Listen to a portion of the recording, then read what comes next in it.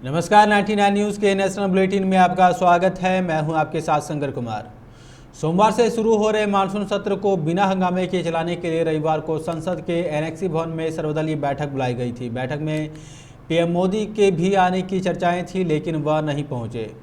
कांग्रेस ने इस पर कड़ी प्रतिक्रिया जाहिर की है। पार्टी ने कहा कि प्रधानमंत्री का ये रवैया असंसदीय है। रक्षा मंत्री राजनाथ सिंह की मौजूदगी में हो रही मीटिंग में संसदीय कार्य मंत्री प्रहलाद जोशी समेत सत्ता और विपक्ष के तमाम नेता शामिल हैं। यह मानसून सत्र इसलिए भी महत्व रखता है क्योंकि इस सत्र में राष्ट्रपति और उपराष्ट्रपति का चुनाव होने वाला है। राष्ट्रपति चुनाव 18 जुलाई को होंगे, जबकि उपराष्ट्रपति का चुनाव 6 अगस्त को होगी।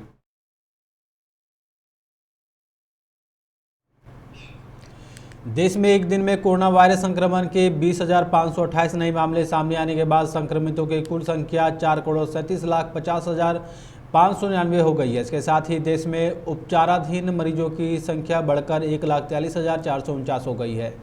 केंद्रीय स्वास्थ्य मंत्रालय के आंकड़े के अनुसार देश में संक्रमण से 49 लोगों की मौत के बाद मृतक की संख्या बढ़कर 5,25,709 हो गई है।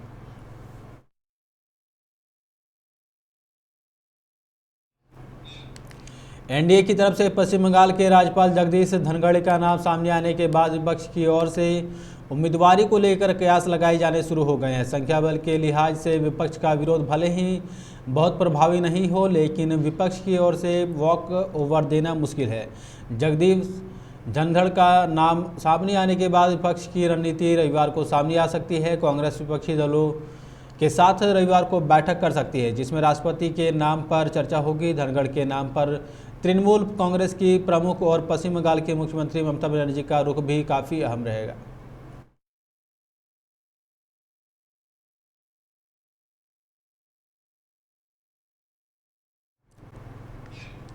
मध्य प्रदेश नगर निकाय चुनाव में भारतीय जनता पार्टी जहां एक बार फिर बढ़त हासिल किए हुए हैं, तो कांग्रेस प्रदर्शन में सुधार करती दिख रही है।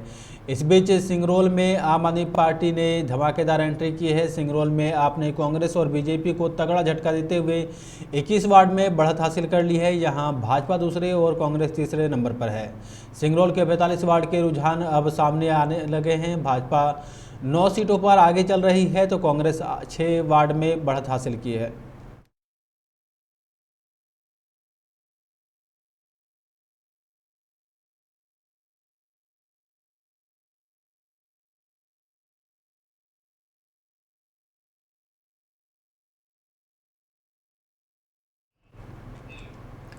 महाराष्ट्र में एकनाथ शिंदे की सरकार बनने के बाद अब शिवसेना की पदाधिकारी दीपाली सैयद के एक ट्वीट ने सबका ध्यान अपनी ओर खींचा है।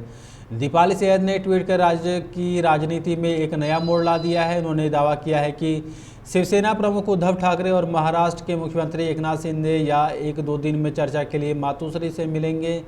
उनके इस ट्वीट में राज्य की राजनीति में विभिन्न चर्चाओं का जन्म दिया है।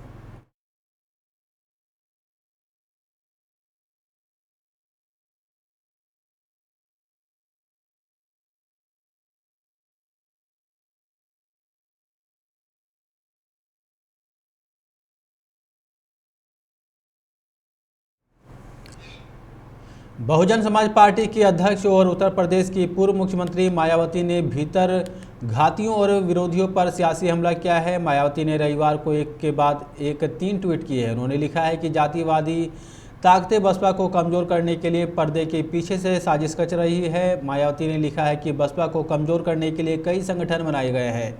इनका असली मकसद अपना स्वार्थ सिद्ध करना है। उन्होंने इस ट्वीट के जरिए अपने भाई आनंद की जमकर तारीफ की है।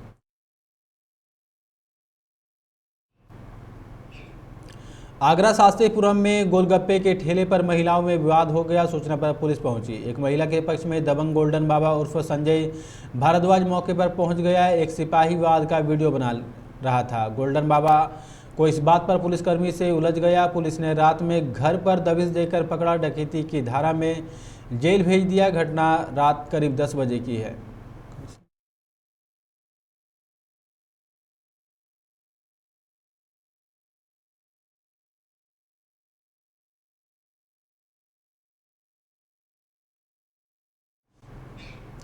आज एक और भारतीय फ्लाइट को पाकिस्तान के कराची स्थित एयरपोर्ट पर लैंड करानी पड़ी। इंडिगो का यह विमान शारजाह से हैदराबाद जा रहा था। इसी बीच आसमान में पायलट को तकनीकी खराबी का आभास हुआ। इसके बाद विमान को सुरक्षा कराची एयरपोर्ट पर उतारा गया।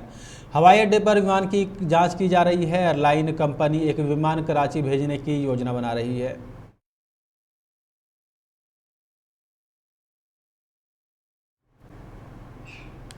असम के गोलपारा जिले से हाथियों के रेस्क्यू का एक वीडियो सामने आया है, जहां जंगल में बने एक तालाब में 6 हाथी गिर गए थे।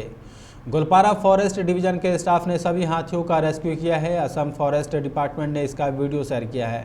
वन विभाग ने बताया कि गोलपारा के चायबाड़ी इलाके में इंसानों के बनाए एक तालाब में शनिवार को हाथी गिर गए थे। तालाब इतना गहरा था कि हाथी इसमें डूबते जा रहे थे। खबर मिलने पर वन विभाग की टीम पहुंची। उसने खुदाई करने वाले उपकरणों की मदद से रास्ता बनाया और हाथियों को तालाब से बाहर निकाल लिया।